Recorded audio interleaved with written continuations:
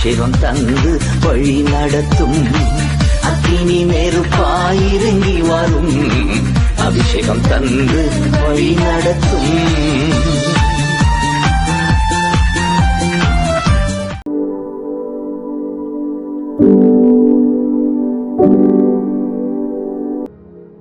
ஆண்டவராகிய இயேசு கிறிஸ்துவின் நாமத்தினாலே உங்கள் யாவரையும் நான் வாழ்த்துகிறேன். இது விசேஷித்தமான நாள்.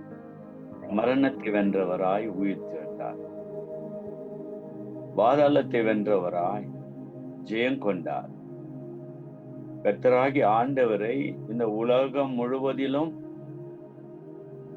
அவருடைய உயிர்த்தெழுந்த நாளில் உயிர்த்தெழுந்த வல்லமை குறித்து பேசுகின்ற சத்தியம்.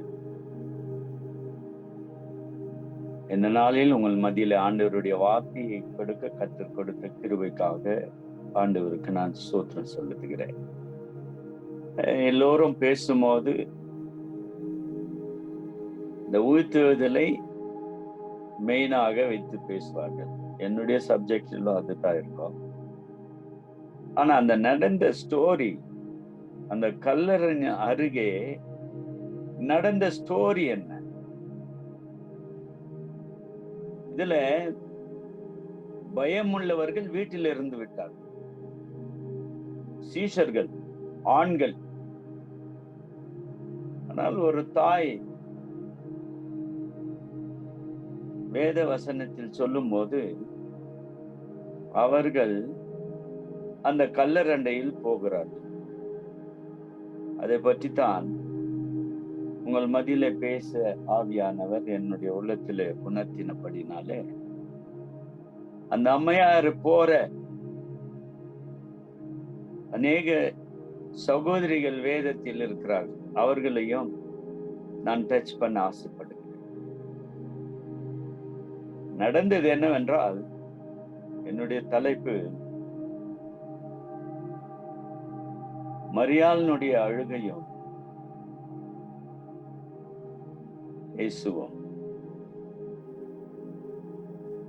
1ஆம் வசனத்தை வாசிக்கிறேன். யோவான் எழுதின சுவிசேஷம் 20ஆம் அதிகாரம் 1ஆம் வசனம். வாரத்தின் முதல் நாள் காலையில் அதிக இருட்டோட மகதலேனா மரியாள் கல்லறையினிடத்திற்கு வந்து கல்லறையை அடைத்திருந்த கல் எடுத்து போடப்பட்டிருக்கிறதை கண்டாள். இந்த இடத்தில் பார்க்கும் பொழுது நாம் அதிக இருட்டோட என்று சொல்லும் போது பாரு, இந்த அம்மாவுக்கு வந்த தைரியம் இவங்களை அதிகமாக பாராட்ட வேண்டும். எந்த ஆண்களும் சீஷர்களுக்கு இல்லாதது இவர்களுக்கு வந்ததற்கு காரணம், உள்ளத்தின் ஆழத்திலிருந்து இவர்கள் இயேசுவை நேசித்தார்கள், இயேசுவினுடைய வார்த்தையில் வாழ்ந்தார்கள், இயேசுவை பின்பற்றினார்கள், இயேசுவினுடைய அன்பை ருசித்தார்கள். இவர்கள் உள்ளளவும் மனதளவும் வாழ்க்கை அளவும் முற்றிலுமாக இயேசுவை நேசித்தபடினாலே ஆண்டவருடைய பிரிவு இவர்களுக்கு அதிக வேதனையும் துன்பத்தையும் கவலையும் கொடுத்தது. ஆகவே இந்த அம்மையார் இரவு நேரத்தில் தூங்கினார்களோ இல்லையோ, ஆனால் இவர்கள் அது இருட்டோட அதிக இருட்டோடு இருக்கிற நிலை என்று சொல்லும் போது 1ஆம் ஜாமம் 2ஆம் ஜாமத்தில் இருக்கலாம். இந்த கல்லறையில் வருவதற்கு யாரையும் அழைத்து ஒரு கும்பலோடு கூட்டத்தோடு போவோம் என்று ஒரு ஆர்கனைஸ் பண்ணவில்லை. இவர்கள் வராங்க, வந்து இந்த கல்லறையின் அருகே அவர்கள் நிற்கிறார்கள். வசனம் சொல்லுகிறது, யோவான் எழுதின சுவிசேஷம் 20ஆம் அதிகாரம் 11ஆம் வசனம். முதல் பாயிண்ட் என்னவென்றால், மரியாள் இயேசு கல்லறையில் இல்லை என்று அழுதார். இடத்தில் பார்க்கும்போது மரியாள் கல்லறையின் அருகே வெளியே நின்று அழுது கொண்டு இருந்தால், அப்படி அழுது கொண்டிருக்கையில் அவள் குனிந்து கல்லறைக்குள்ளே பார்த்து என்று வேதம் சொல்லுகிறது. இயேசுவினுடைய சரீரம் வைக்கப்பட்டிருந்த இடத்திலே வெள்ளுடை தரித்தவர்களாய் 2 தூதர்கள் தலைமாட்டில் ஒருவனும் கால் மாட்டில் ஒருவனுமாக உட்கார்ந்து இருக்கின்றதை கண்டார். இந்த இடத்தில் பார்க்கும் பொழுது அந்த கல்லறையின் அருகே வந்து அழுது கொண்டிருந்தார். ஏன், எதற்காக இந்த அழுகை? கல்லறை காலியாக இருக்கிறது. இவர்கள் ஆண்டவர் தீர்க்கதரிசனமாக சொன்ன வார்த்தை நினைவுக்கு வரவில்லை. மரிப்பேன், 3ஆம் நாள் உயிர்த்தெழுவேன் என்று சொன்ன வார்த்தையை இந்த இருக்கிற பிரசன்ட் சிச்சுவேஷனுக்காக இவர்களுடைய வாழ்க்கையில் இந்த கல்லறை காலியா இருக்கிற அந்த பிரச்சனையை மாத்திரம் பார்க்கிறார்கள். இயேசு இல்லை, இயேசு இல்லை என்ற நிலையில் வரும் பொழுது அவர்களுடைய அழுகை பெருகிறது. அவரால் நேசிக்கப்பட்டவர்கள், உள்ளளவு அவரை நேசித்தவர்கள், அவருடைய அன்பை ருசித்து பார்த்தவர்கள், அவருடைய வார்த்தையில் வளர்ந்தவர்கள், அவருடைய வார்த்தையில் நிலைத்து நின்றவர்கள், இவர்தான் இரட்சகர், இவர்தான் மேசியா, இவர்தான் இவருடைய வாழ்க்கையின் மூலமாய்த்தான் எனக்கு ஒரு ஜீவன் வருகிறது என்று நம்பிக்கையா இருந்த அவர்களுக்கு இயேசு இல்லை என்ற இழப்பு அவர்களுக்கு பெரிய ஒரு அழுகையை கொண்டு வந்து நிறுத்தினார். இந்த அழுகையிலே இந்த அம்மையார் உள்ளே உட்கார்ந்து கொண்டிருக்கிற தேவ தூதர்கள், எப்பொழுதுமே இந்த கண்ணுல தண்ணி இருக்கும் போது அது மங்களாத்தான் தெரியும். இவ உள்ளே உட்கார்ந்து கொண்டிருக்கிற தேவ தூதர் மனிதர்களை காட்டிலும் ஸ்திரீகளை காட்டிலும் அவர்களுடைய ரூபம் வேற. அவர்கள் தேவ தூதர்களாய் வெண்மையான வஸ்திரத்தில் அணிந்து கொண்டவர்களாய் உட்கார்ந்து கொண்டிருக்கிறார்கள். இவர்கள் கண்ணால பார்க்கிறார்கள். அப்பா படுக்க வைத்த, அடக்கம் பண்ணப்பட்ட வைத்த அந்த இடத்தில் யார் இருக்கிறார்கள் என்றால் தேவ தூதர்கள் இருக்கிறார்கள். ஆனால் இவர்களால் புரிந்து கொள்ள முடியவில்லை. இவர்களுடைய அழுகை பெருகுகிறது. ஒரு வசனத்தை நான் வாசிக்கிறேன். லூக்கா எழுதின சுவிசேஷம் 23:28. ஆண்டவர் என்ன செய்தார் என்றால், இந்த அழுகை பற்றி சொல்லும் பொழுது, அவர் சிலுவையை சுமந்து செல்லும் பொழுது, கொல்கதா என்னும் மலைக்கு கடந்து செல்லும் போது இந்த வசனம் இவ்விதமாக சொல்லுகிறது. இயேசு அவர்களுக்கு முன்பாக திரும்பி, எருசலேமின் குமார்த்திகளே, நீங்கள் எனக்காக அழாமல் உங்களுக்காகவும் உங்களுடைய பிள்ளைகளுக்காக அழு. இந்த வார்த்தையும் இந்த மரியாள் கேட்டிருப்பார். ஆனால் ஆண்டவருடைய வாஞ்சியும் தாகமும் என்னவென்றால், எனக்காக அழாதீர்கள். உங்களுடைய அழுகை உனக்காக இருக்கட்டும், உன் வாழ்க்கையின் பசுத்தத்திற்காக இருக்கட்டும், உன் வாழ்க்கையின் விசுவாசத்திற்காக இருக்கட்டும். உன்னை சகல சோதனையில் கொண்டு வருகிற பிசாசை எதிர்க்கக்கூடிய வல்லமுள்ள, தேவனுடைய சமூகத்தில் கண்ணீர் சிந்துகின்ற ஒரு நல்ல விசுவாசியாய் போராடுகிற, விசுவாசத்தில் போராடுகிற விசுவாசியாய் உனக்காக கண்ணீர் விடு. அடுத்தது இங்க என்ன சொல்லுகிறது? உன் பிள்ளைகளுக்காக. ஆண்டவர் சொல்லுகிற சப்ஜெக்ட இந்த இடத்துல நான் கம்பேர் பண்ணுவது எதற்காக என்றால், ஆண்டவர் மரித்தார், உயிர்த்தெழுந்தார், ரத்தத்தை சிந்தினார், ரட்சிக்கப்பட்டோம், மீட்கப்பட்டோம். ஆனால் தொடர்ந்து வாழ்கின்ற வாழ்க்கையில் நாம் எப்படி வாழ வேண்டும்? நம்முடைய குடும்பத்திற்கும் நம்முடைய தனிப்பட்ட வாழ்க்கைக்கும் அழ வேண்டும் என்று சொல்லி சென்ற ஆண்டவர். அடுத்த ஒரு வசனம் என்ன சொல்லுகிறது என்றால், லூக்கா 19:41, அவர் சமயமாய் வந்த போது நகரத்தை பார்த்து அதற்காக கண்ணீர் விட்டழுது. இந்த இடத்தில் பார்க்கிறோம், ஒரு பட்டணத்தை பார்க்கிறார், இயேசு அதற்காக அழுகிறார். ஏன், எதற்காக அழுகிறார்? அந்த பட்டணத்தில் வாழ்கிறவர்கள் தேவனுடைய கற்பனைகளை மீறுகிறவர்களும், தேவனுடைய கட்டளைகளை உடைத்து மீறி வாழ்கிறவர்களும், பாவத்தில் வாழ்கிறவர்களும், குற்றத்தில் வாழ்கிறவர்களும், கர்த்தரை தள்ளிவிட்டு வாழ்கிறவர்களும், பசுத்தம் இல்லாமல், தெய்வ பக்தி இல்லாமல், இந்த உலகத்தின் பாவத்தோடு ஒத்து வாழ்கிறவர்களா இருக்கிறபடினால அப்பாவனுடைய கண்ணீர் பெருகுகிறது. இந்த காலகட்டத்தில் உனக்கும் எனக்கும் கொடுத்திருக்கிற பொறுப்பு என்னவென்றால், அடுத்தவர்கள் அழிந்து போகிறவர்களுக்காக எப்படி கர்த்தர் கண்ணீர் சிந்தினாரோ அதே போல நீ நானும் இந்த அம்மையாரோடு சேர்ந்து நாம் கண்ணீர் விடுகின்றவர்களாய் இருக்கின்ற ஒரு நிலையில் இருக்கும் பொழுது நம்முடைய கண்ணீர் யாருக்காக சிந்த வேண்டும் என்றால், எனக்காக முதலாவது, உனக்காக இரண்டாவது, நம்முடைய பிள்ளைகளுக்காக, நம் பிள்ளைகள் அடுத்த பிறகு நம்முடைய நண்பர்களோ இந்த தேசத்தில் வாழ்கிறவர்களோ யாரா இருந்தால் இந்த சுவிசேஷத்தை கொண்டு போகிறோம், இந்த சத்தியத்தை கொண்டு போகிறோம், இந்த சத்தியத்தின் மூலமாக அவர்கள் விடுதலை அடைய வேண்டும், பிசாசினுடைய வல்லமையிலிருந்து விடுதலை அடைய வேண்டும் என்ற அந்த கண்ணீர் சிந்துதல் இருக்கிறது பாரு, அது கர்த்தர் நம்மை தட்டி எழுப்புகிறார். கண்ணீர் சிந்த, மற்றவர்களுக்காக கண்ணீர் சிந்த ஆண்டவர் விலையேற பெற்ற ரத்தத்தை மனுஷனுடைய வாழ்க்கையில் பாவ அடிமந்தனத்தில் இருந்து விடுதலை பெறுவதற்கு, ரட்சிப்படைவதற்கு ஆண்டவர் இந்த ரட்சிப்பின் மூலமாக மனிதனுக்கு நல்ல சத்தியத்தை கொண்டு வந்த அவர் மனிதன் மனம் திரும்ப வேண்டும் என்று, மனம் மாற வேண்டும் என்று எதிர்பார்க்கின்ற அவர் என்ன முதலாவது நமக்கு முன்மாதிரியை என்ன செய்தார் என்றால் கண்ணீர் விட்டார். அடுத்த இந்த வார்த்தையை நாம் இரண்டாவது வார்த்தையை தொடர்ந்து பார்க்கும் பொழுது 13ஆம் வசனம், யோவான் எழுதின சுவிசேஷம் 20:13. அவர்கள் அவளை நோக்கி, ஸ்திரியே ஏன் அழுகிறாய் என்றார்கள். அதற்கு அவள், என் ஆண்டவரை எடுத்து கொண்டு போய்விட்டார்கள், அவரை வைத்த இடம் எனக்கு தெரியவில்லை என்றார்.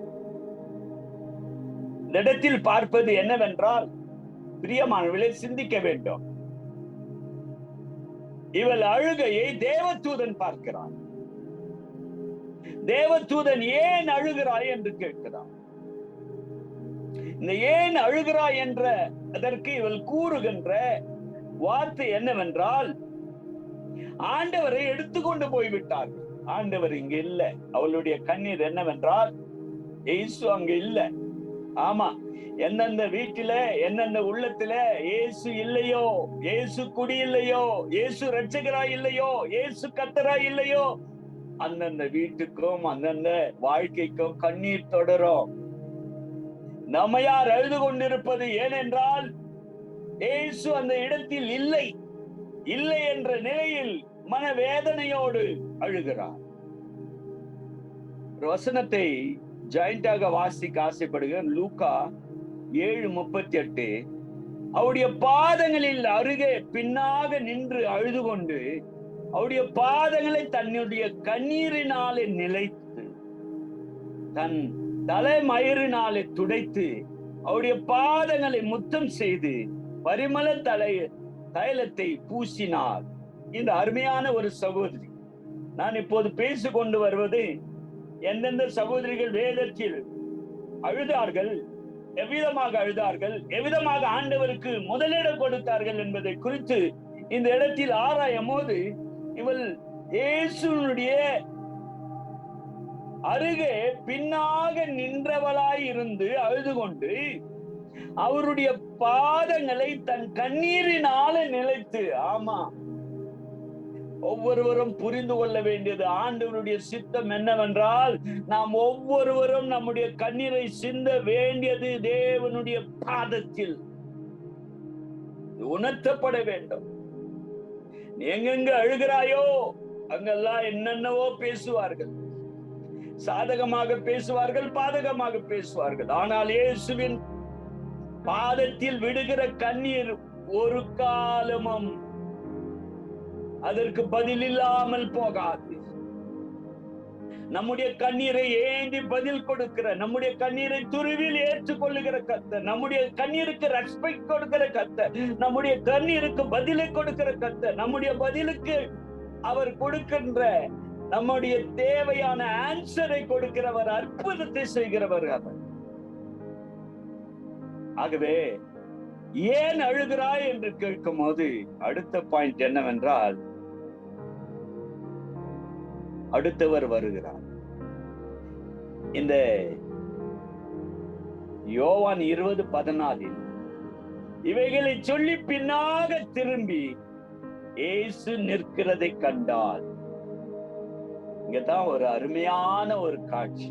இதுதான் சத்தியம், இதுதான் உண்மையினுடைய ஆதாரம். ஆனாலும் அவர் இயேசு என்று அறியாதிருந்தார். இந்த அழுகை என்ன பண்ணதுனாக்கா, அவங்களுடைய சிந்தனையிலும் மனதிலும் இடம் காலியா இருக்கு, இயேசு இல்லை. இதே தான் சப்ஜெக்ட். அவங்க அதுல இருந்து மாற்றுது எதுவுமே இல்லை. ஆனால் இங்க வருகிறது யார் என்றால், தேவதூதன் பேசிவிட்டான். தேவதூதன் பேசிவிட்ட பிறகு நானே இறங்கி வருகிறேன் என்று இந்த இடத்தில் சொல்லப்பட்டிருக்கிறது. இவைகளை சொல்லி பின்னாக திரும்பி இயேசு நிற்கிறதை கண்டார். எந்த இயேசு? மரணத்தை வென்றவர், உயிரோடு எழுந்தவர், உயிரோடு காட்சி அளிக்கிறவர், உயிரோடு பக்கத்தில் நிற்கிற ஒரு பாக்கியத்தை பெற்றாலும் அவள் இயேசு தான் என்று அறியாமல் இருந்தாள். பிரியமானவர்களே, இந்த அறியாமை என்னவென்றால் இந்த அழுகை தொடர்கிறது. தேவதூதன் ஏன் அழுகிறாய் என்று பேசினாலும், இயேசுவே ஏன் அழுகிறாய், இயேசுவே வந்து நின்று அவளிடத்தில் பேசினாலும் இந்த அழுகை தொடர்கிறது.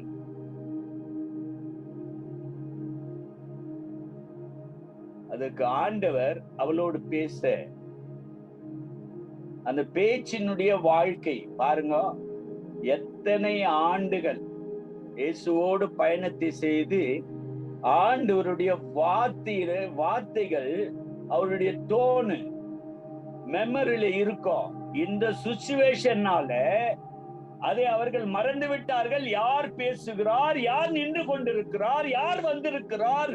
உயிரோடு எழுந்தவர், மரணத்தை வென்றவர், ராஜாதி ராஜா, கத்தாதி கத்தா, வல்லமுள்ள தேவன் நின்று கொண்டிருக்கிறார் என்பதை அவள் அறியவில்லை. ஆனால் இயேசு என்ன செய்கிறார் என்றால் 15ஆம் வசனம், இயேசு அவளை பார்த்து, ஸ்திரியே ஏன் அழுகிறாய், யாரை தேடுகிறாய்? தேவதூதன் கேட்டது ஏன் அழுகிறாய். ஆண்டவர் ஒரு வார்த்தையை கூட்டுகிறார், ஏன் அழுகிறாய், யாரை தேடுற? அதாவது நீ தேடுகிற இயேசு உன் பக்கத்துல தான் உன்னோடு பேசிக் கொண்டிருக்கிறவர். எவ்வளவோ அருமையான ஒரு காட்சி,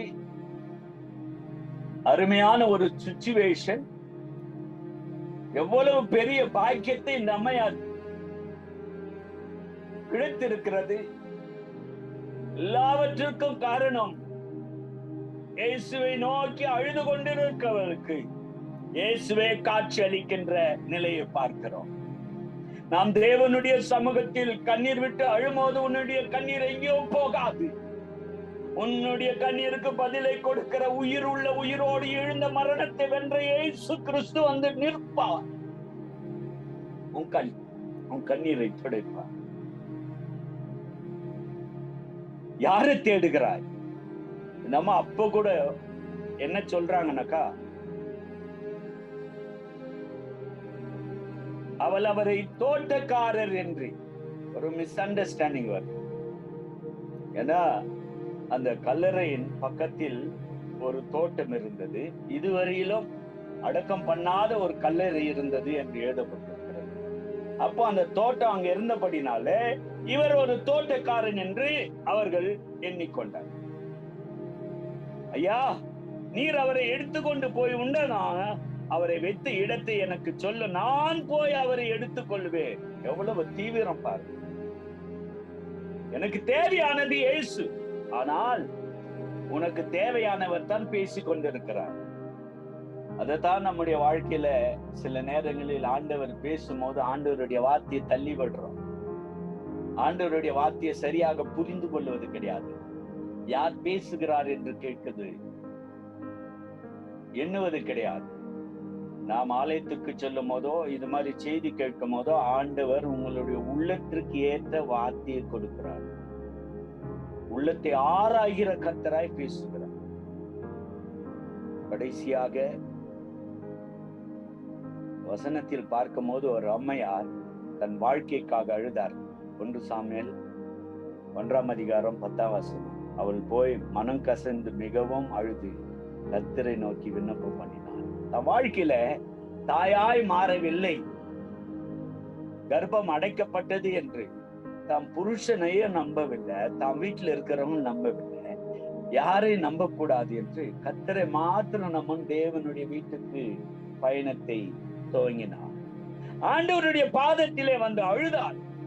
ஆண்டவருடைய பாதத்தில் ஜெபத்தின் மூலமாக போராடினார். இதே போல நம்முடைய வாழ்க்கையில கூட தேவனுடைய சமூகத்தில் அழுகிற பிள்ளைகளாய், நம்பிக்கை வைக்கிற பிள்ளைகளாய், கர்த்தரே கடைசி நம்பிக்கை என்று அவரை மாத்திரம் நோக்கி பார்க்கிற பிள்ளைகளாய் இருக்க கர்த்தர் கிருபை தருவாராக. கர்ப்பத்தை தொட்டால் ஒரு பெரிய தீர்க்கதரிசி உலகத்திற்கு கொண்டு வந்தார். காரணம், அவளுடைய அழுகைக்கு கர்த்தர் பதிலை கொடுத்தார். அவளுடைய ஜெபத்திற்கு கர்த்தர் அற்புதத்தை செய்தார். கடைசியாக சொல்லி முடிக்க வேண்டியது என்னவென்றால், வார்த்தையில் இந்த வார்த்தை கடைசி பாயிண்ட் என்னவென்றால், இயேசுவின் சத்தத்தால் அவளுடைய அழுகை நிறுத்தப்பட்டது.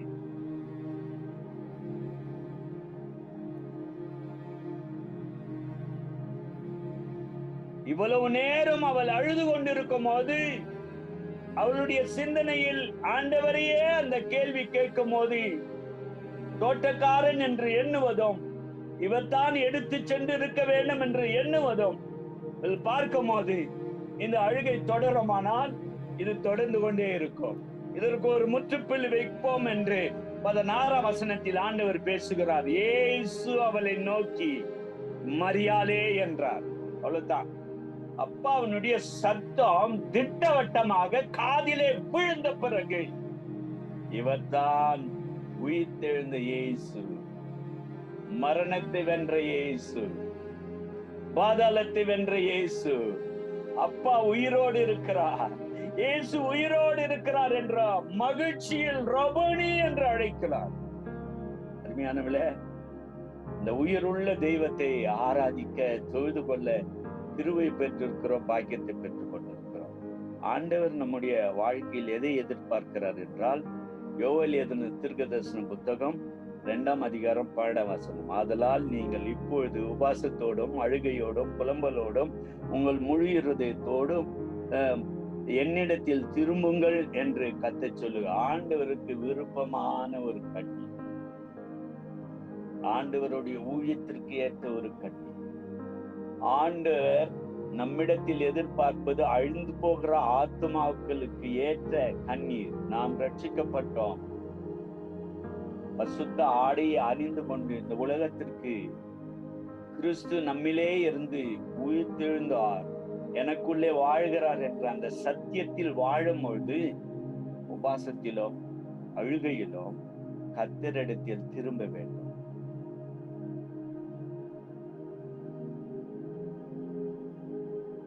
ஆண்டவர் அவருடைய சத்தத்தை திட்டவட்டமாக அவளோடு பேசினார். அவளுடைய அழுகை தலைக்கீழாய் மாற்றினது. அழுகைக்கு முற்றுப்புள்ளி வைத்த இயேசு கிறிஸ்து. அதே போல இந்த செய்தியை கேட்கிற யாராயிருந்தாலும் உயிர்த்தெழுந்த வல்லமுள்ள இயேசு கிறிஸ்து உன் கண்ணீரை காண்கிறவர், உன் அழுகையை காண்கிறவர்.